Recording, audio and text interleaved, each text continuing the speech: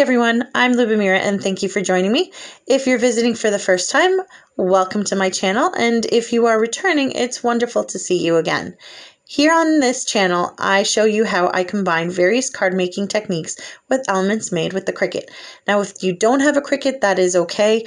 There are many ways of substituting the things I make with other products you may have in your stash. If you like my videos and would like to see more of them, please hit the like and subscribe button. It really helps me in my channel's growth. This video shows you how I design elements in Cricut Design Space. If you would like to see how I used this particular element in a project, please see the link in the comments below. Today I'll be working on a bold word die cut using a standard Cricut font and then using the new offset tool to create a shadow behind it. Let's get into the video. I first insert a text box. I'm using the font Cricut Sans. This is a free font in Cricut Design Space. And I'm typing out the words you, color, and my world in separate text boxes and placing them on separate lines. The word color is in all caps and will be slightly larger than the other words. I do this because it will serve as an anchor for the other two lines. By being larger, it will give more stability to the design. First, I work on the word color, and I'm going to be realigning the letters so that they touch.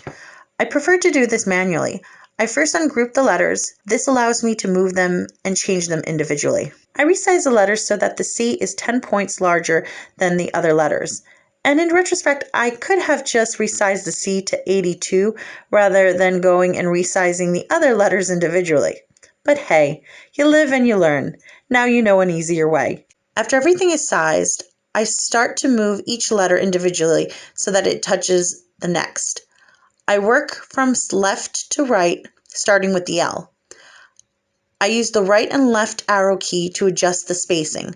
Once I get to a point where the letters are getting too close or overlap, I use the positioning tool in the toolbar on top.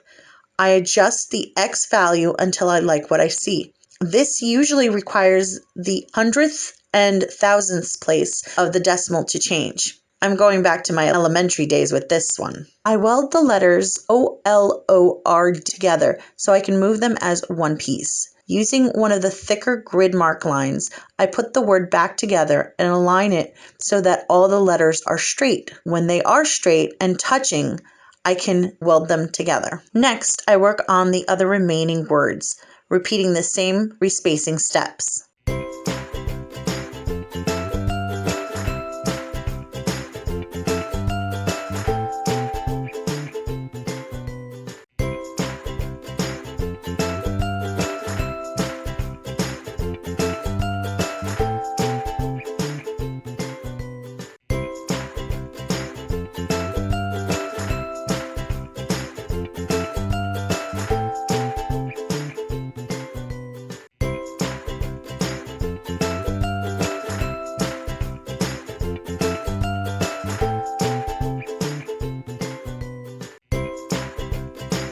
Now I have 3 separate lines, but I want them to cut as one piece.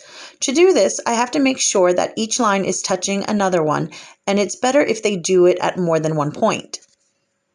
I move my words around several times before deciding on the final positions. The Y and U in the word you are touching the C, and the third line touches several places to connect my world. When everything is touching, I select everything and weld it together to form one piece.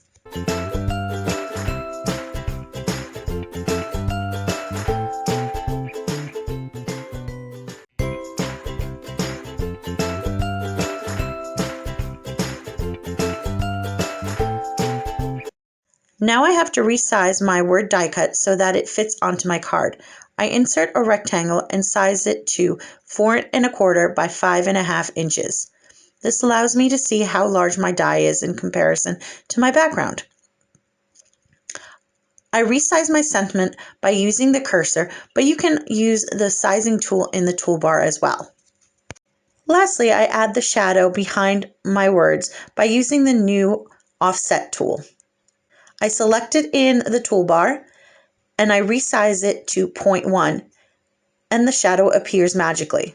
All that's left is to send the design to the machine to cut it out. I hope you enjoyed this video. If you did, please like and subscribe to my channel. And don't forget to see how I use this word die cut in a project.